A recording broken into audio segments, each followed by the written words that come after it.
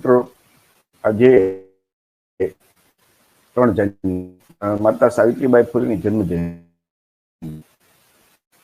તો આજના દિવસે માતા સાવિત્રીબાઈ ફૂલેની જન્મજયંતિ બેને આપણે એમને સતત નમન કરીએ, વંદન કરીએ અને માતા સાવિત્રીબાઈ ફૂલેના જીવન વિશે જાણીએ, કાર્ય વિશે જાણીએ, શા માટે આપણે એમને યાદ કરીએ છીએ.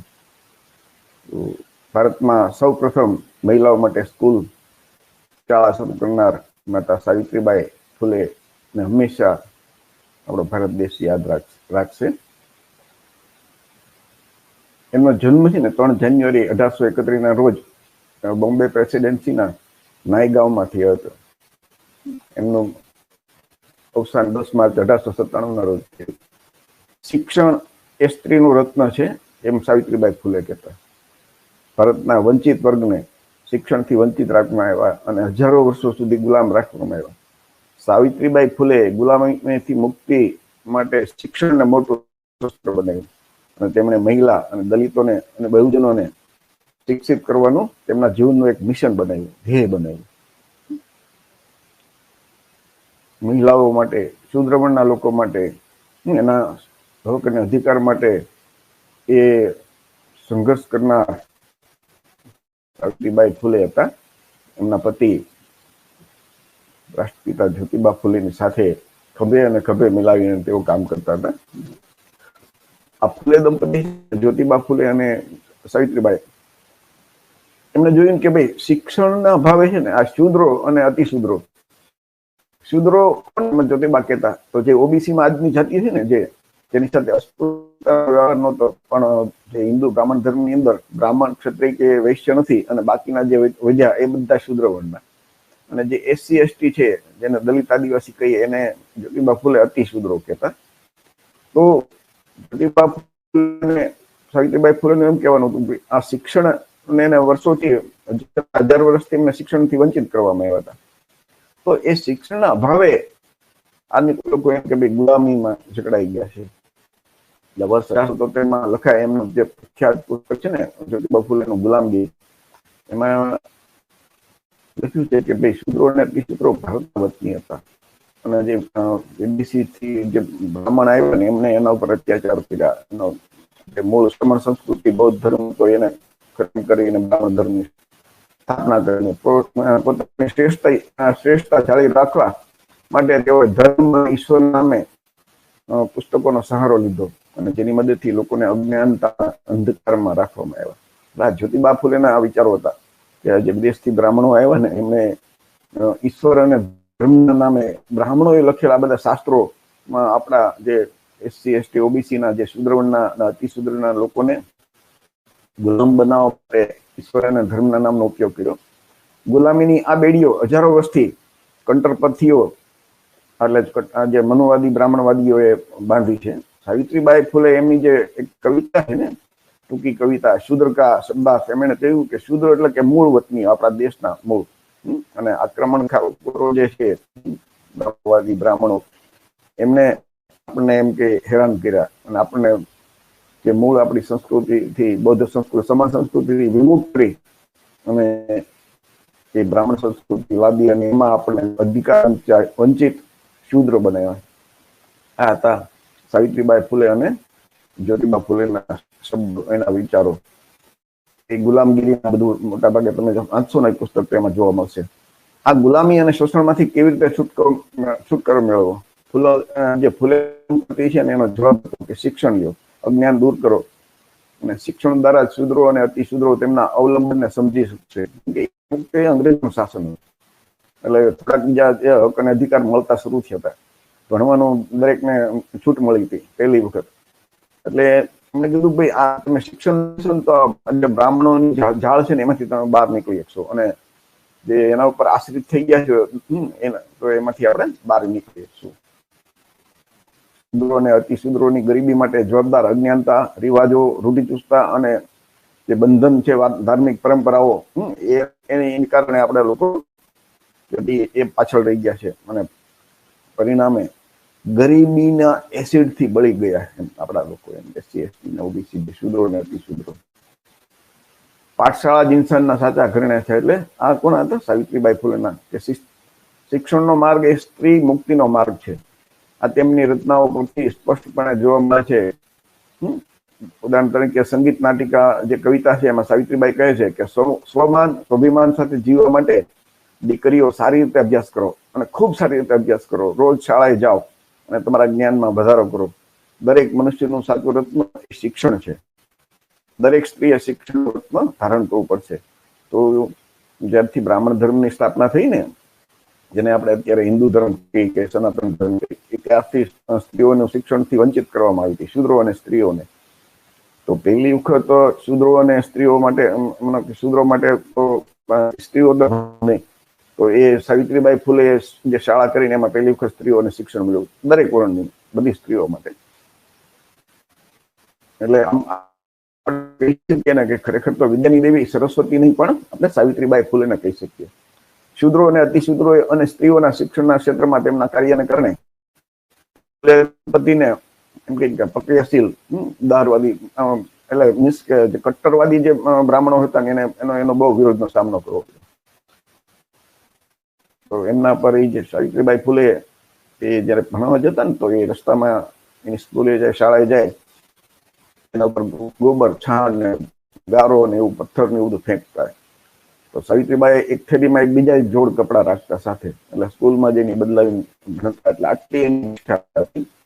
એકવાર જ્યોતિબા ફૂલે છે એના ઉપર જીવલેણ હુમલો આ જે કટ્ટરવાદીઓએ કરાયો હતો. તો આને સતત એને સંઘર્ષ કર્યો છે. આજથી 150 વર્ષ પહેલા વિચાર કરતો કેવો કટ્ટરવાદ હતો. એ વખતે જે ફૂલે દંપતીએ છે આ કામ કરી બતાવ્યું.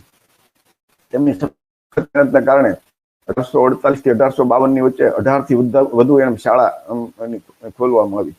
અને ધીમે ધીમે લોકોએ આપણા લોકોની સ્કૂલમાં જવાનું થયું. પછી લોકોની વિચારણા બદલવામાં આવી કે ભાઈ આપણે દીકરીઓને સ્કૂલમાં મોકલીએ, અને ધીમે ધીમે દીકરીઓ ફૂલે દંપતીની શાળા મોકલવાનું લોકોએ શરૂ કર્યું.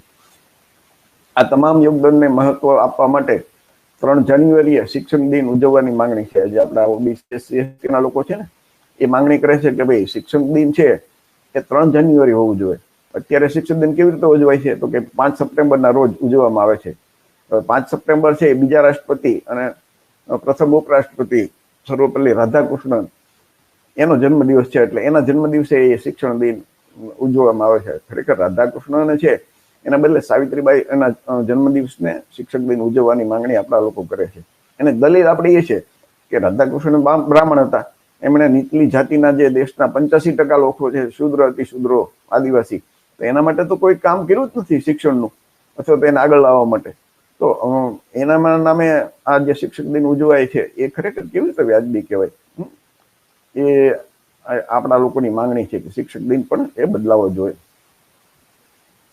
આજે ફાતિમા શેખનો આમાં તમે સ્ક્રીન ઉપર ફોટો જોવો છો, તો એ ફાતિમા શેખ છે એ સાવિત્રીબાઈને સાથ આપ્યો હતો એમને. અને સૌ પ્રથમ એને પોતાનું જે મકાન હતું ને એ એમને આપ્યું હતું સાવિત્રીબાઈને શાળા શરૂ કરવા માટે.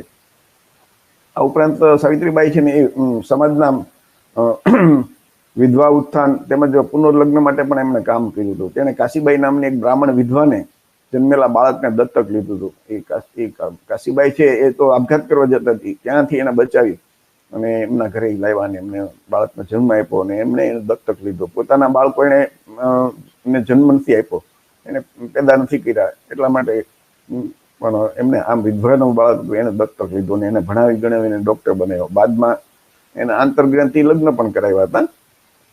ફૂલે દંપતીએ પણ અસ્પૃશ્યતા પ્રથાને ખતમ કરવા માટે ઘણું કામ કર્યું, જેના કારણે તેમને ચારે બાજુથી વિરોધનો સામનો કરવો પડ્યો હતો. સાવિત્રીબાઈના ભાઈ, જેનો સગો ભાઈ હતો ને, એ પણ એને કહેતો કે ભાઈ સાવિત્રીબાઈને કે તું અસ્પૃશ્ય લોકો સાથે જે અનટચેબલ છે એની સાથે શા માટે જાય છે, તું પણ અસ્પૃશ્ય થઈ જશે.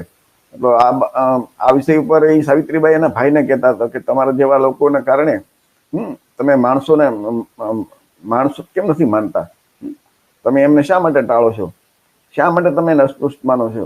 અને એમ કરીને એના ભાઈને પણ ઠપકો આપે છે કે તમે આ વિચારો તમારા ખોટા છે.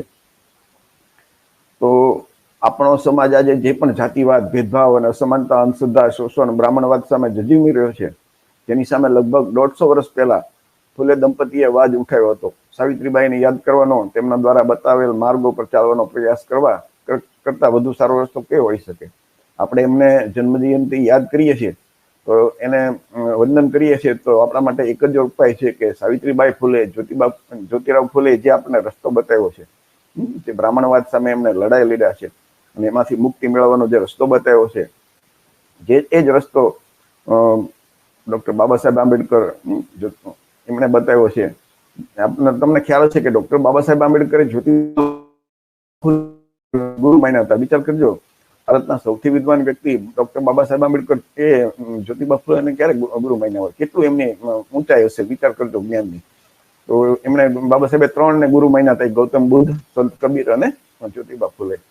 અને એવું કહેવાય છે ભાઈ જ્યોતિબા ફૂલે જન્મ્યા હોત ને અને એમણે જો આવું શિક્ષણ લીધું, આ બધી વિચારધારા ન આપી હોત તો બાબા સાહેબ પણ એ બાબા સાહેબ ના બની શક્યા હોત. બાબા સાહેબના જે વિચારો આવ્યા એ જ્યોતિબાના કારણે, જ્યોતિરાવ ફૂલેના કારણે. તો આજની તારીખે આપણે એ જ કામ એમનું સાચી આપણે એમના જીવનમાંથી પ્રેરણા લઈ જ્યોતિબા ફૂલે અને સાવિત્રીબાઈ ફૂલેને કે આપણે એ પ્રમાણે આગળ વધીએ, આપણી દીકરીઓને ભણાવીએ, સમાજમાં મહિલાઓને સમાનતા આપીએ. એ જમાનામાં એમણે 150 વર્ષ પહેલા એમની સાથે આવી રીતે સમાનતા અને આવી ક્રાંતિકારી વાતો કરી હતી મિત્રો. તો આ જ્યોતિબા ફૂલેના પત્ની સાવિત્રીબાઈ ફૂલે આપણે થોડુંક એમના વિશે, એમના જીવન વિશે જાણ્યું અને એમાંથી આપણને ઘણો બધી પ્રેરણાઓ મળી શકે એવું એમનું જીવન છે. બીજું, આજે આદિવાસી આપણા જે જનનાયક છે જયપાલસિંહ મુંડા, એમની પણ જન્મ જયંતિ છે. તો એ ઝારખંડ ચળવળ અને આદિવાસીઓની જે એના સર્વોચ્ચ નેતા હતા. તેઓ એક જાણીતા રાજકારણી, પત્રકાર, લેખક, સંપાદક, શિક્ષણશાસ્ત્રી અને 1925માં ઓક્સફર્ડ બ્લુ નામનું બિરુદ મેળવનાર એકમાત્ર આંતરરાષ્ટ્રીય હોકી ખેલાડી હતા. તેમની કપ્તાની હેઠળ ભારતે 1928 ઓલિમ્પિકમાં તેમનો પ્રથમ ગોલ્ડ મેડલ જીત્યો હતો. તો આજે જયપાલસિંહ મુંડાની પણ જન્મ જયંતિ છે, તો આપણે એમને પણ યાદ કરીએ. અને એ આપણા આદિવાસી સમાજના એક જનનાયક ચળવળના, ઝારખંડની ચળવળના આપણે એક નેતા છે. તો ફરીથી મિત્રો, આ વિડીયો આપણી જે ઝલકારી ટીવી છે એના ઉપર છે અને ઝલકારી ટીવીના બધા મિત્રો શેર કરજો. તમારા મિત્રોને પણ કહેજો કે ઝલકારી ટીવી પર ઘણા બધા આવા વિડીયો છે અને એ બધા આપણા પછાત સમાજના જે ઓબીસી, એસસી, એસટી સમાજના ભાઈઓ બહેનોને એમાં દેખાડજો બધા વિડીયો અને સબસ્ક્રાઈબ કરજો. આજનો આ કાર્યક્રમ આપણે પૂરો કરીએ છીએ. જય ભીમ, નમો બુદ્ધાય, જય સંવિધાન.